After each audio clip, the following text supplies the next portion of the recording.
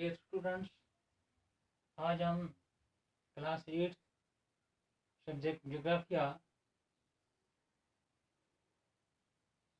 Topic हमारा agriculture में से हमने जो सबक पढ़ा था उसके आज हम क्वेश्चन करने जा रहे हैं। तो सबसे पहले question number 1, what is agriculture, यानी एग्रीकल्चर क्या है।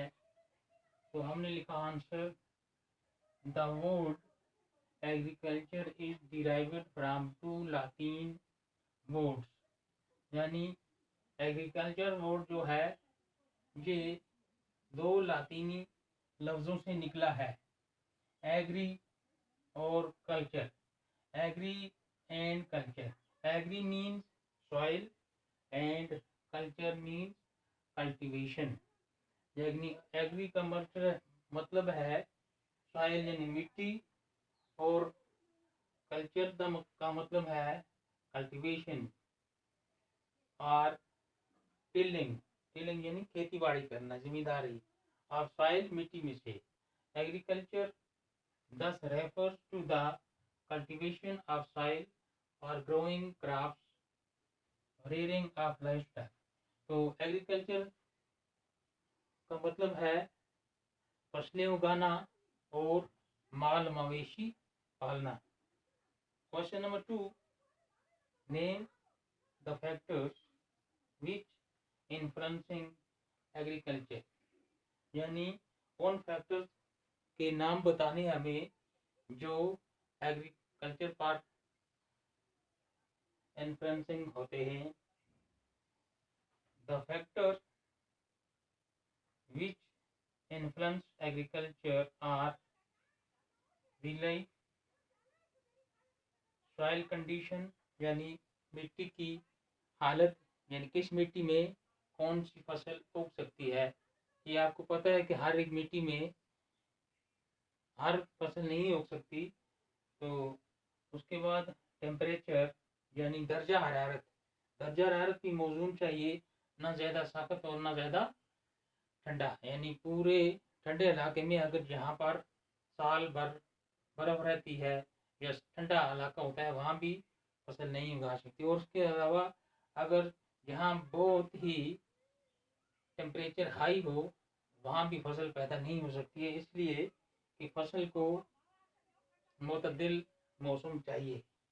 तो उसके बाद रेनफॉल, यानी फसल को उगाने के लिए बारिश का होना भी ज़रूरी है।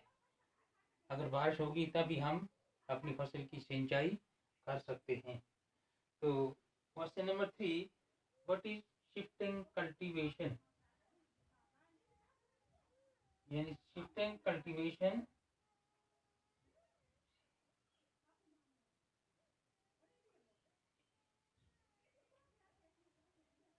क्या है।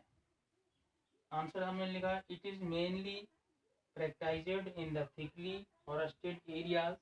ये आमतौर पर घने जहाँ पर जंगल पाए जाते हैं वहाँ पर की जाती है। In this cultivation a plot of land is cleared by felling the trees and burning them।